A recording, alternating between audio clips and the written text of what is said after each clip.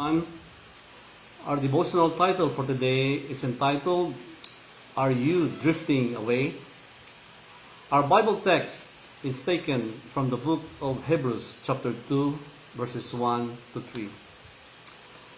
Let me start this devotion by a story. Two young men were fishing on a river. As they were concentrating on catching fish, they were unaware that they had drifted until they were near from the water flowing over the dam. When they realized their situation, the current near the dam had become too powerful for them to keep their boat from going over. So what's the result? They fall, drown, and die. The danger of drifting is common to Christians too.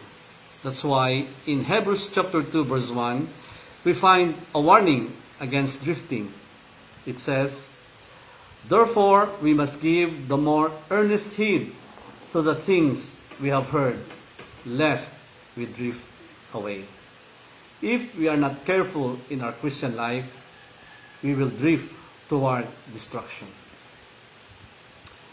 What are the things we should know about drifting? Drifting requires no effort. It is an unconscious process. Then, it ends in shipwreck. Just like in a boat, if you stop rowing the boat, it will begin to drift without you realizing it. A boat adrift will crash on the rocks or go over the falls. So same true in our Christian life. If we stop doing things for God, if we stop growing, we will slowly drift away unaware until we end up receiving a just reward for our disobedience. What are the common signs of drifting? If we have no desire to study God's Word and pray less and less, we are drifting more and more. If we have no desire to be with God's people, when Christian prefers the companionship of the world rather than church fellowship, or when Christians have no time for spiritual conferences, but often have time to travel around the world, then if we have no desire to share the gospel, it is also a sign of drifting.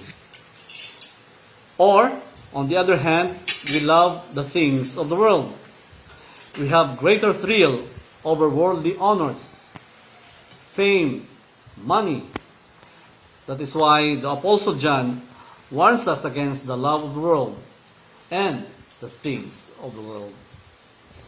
Also, Paul described in the latter times, some will be lovers of pleasure more than lovers of God. Do you have these signs of drifting?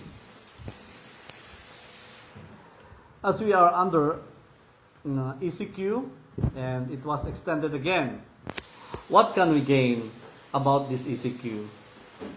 Maybe God used this pandemic to get our attention.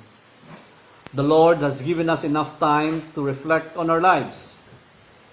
It is then an opportunity to check ourselves if we are drifting away from God.